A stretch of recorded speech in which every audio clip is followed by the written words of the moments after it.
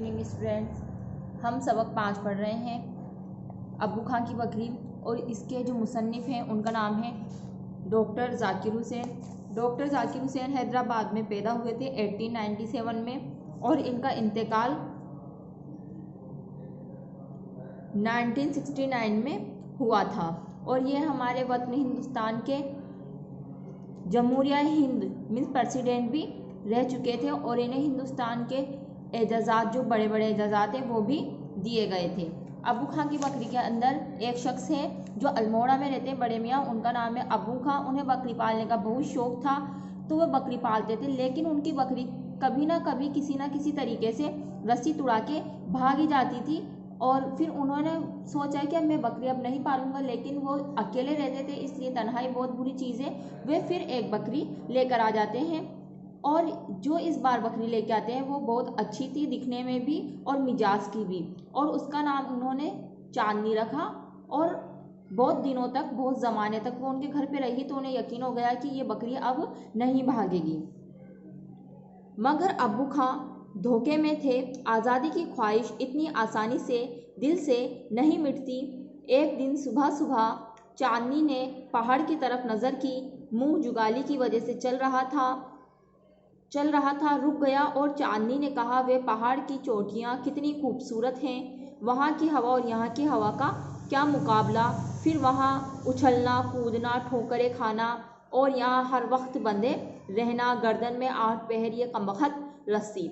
और लेकिन इंसान हो या जानवर, आज़ादी की ख्वाहिश उनके दिल से इतनी आसानी से नहीं निकलती।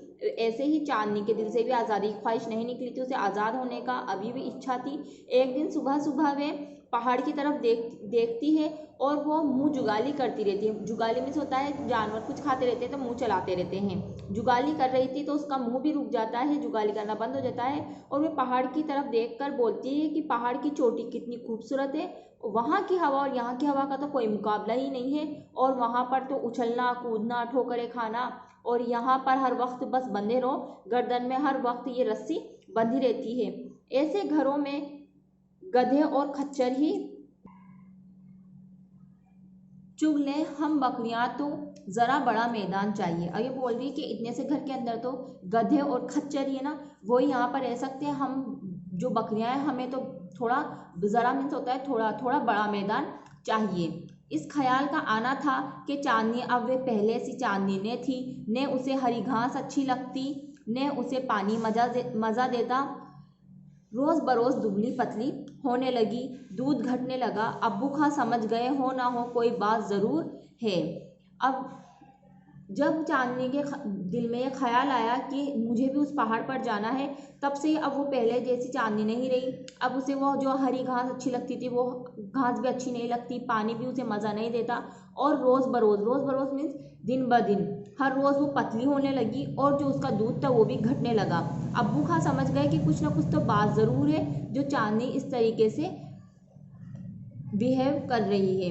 एक सुबह जब अब्बू खां ने दूध धो लिया तो चांदनी ने उनकी तरफ मुंह फेरा और अपनी बकरियों वाली ज़बान में कहा, अब्बू खां मियाँ, मैं अब तुम्हारे पास रहूँगी तो मुझे बड़ी बीमारी हो जाएगी। और एक दिन सुबह सुबह अब्बू खां चांदनी का दूध धोते रहते हैं, तो चांदनी उनकी तरफ मुँह फेरती है और अपनी बकरियों वाली ज़बान में उनको कहती है, अब्बू खां मियाँ, मैं अब तुम्हारे पास रहूँगी तो मुझे बहुत बड़ी बीमारी हो जाएगी, मुझे तुम यहाँ से चले जाने दो। कि मैं तो तुम्हारे पास रहूँगी तो मुझे बहुत ज़्यादा बीमारी हो जाएगी, तुम तो ऐसा करो मुझे तुम्हारे यहाँ से चले जाने दो। अब्बू खां बकरियों की आवाज़ समझने लगे थे। उन्होंने कहा, अरे कमबख्त, तुझे ये खबर है कि वहाँ भेड़िया रहता है? जब वे आएगा तो क्या करेगी? चांदनी ने जवाब दिया, अल्लाह ने 2 सींग दिए हैं, उनसे मारूंगी।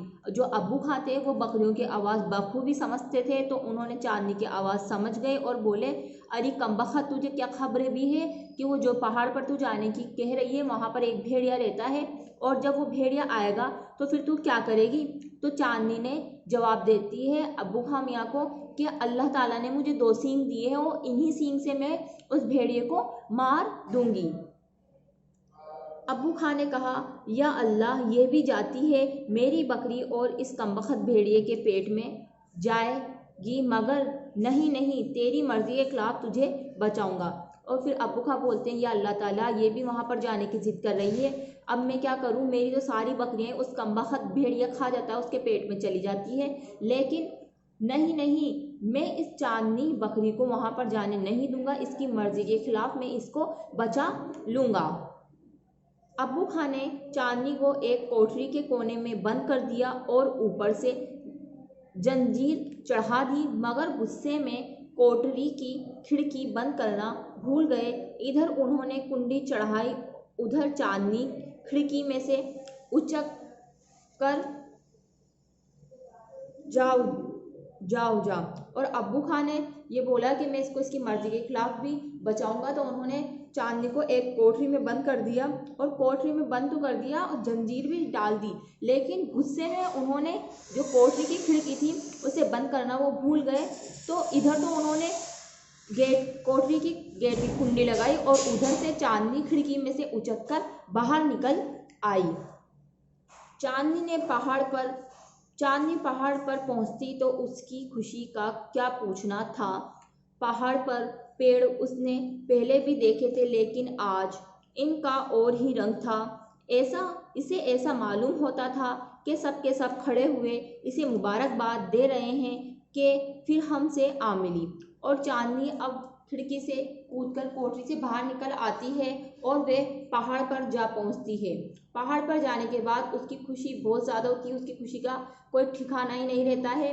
पहाड़ पर उसने पेड़ पहले भी देखे थे, लेकिन आज वे उन पेड़ों को दोबारा देख रही है तो उसे अलग ही रंग नज़र आ रहा है, और उसे ऐसा मालूम हो रहा है कि ये सारे पेड़ खड़े हुए एक साथ उसे मुबारकबाद दे रहे हैं कि मुबारक हो चांदनी, तुम फिर से हमारे पास आ गई हमसे मिलने के लिए।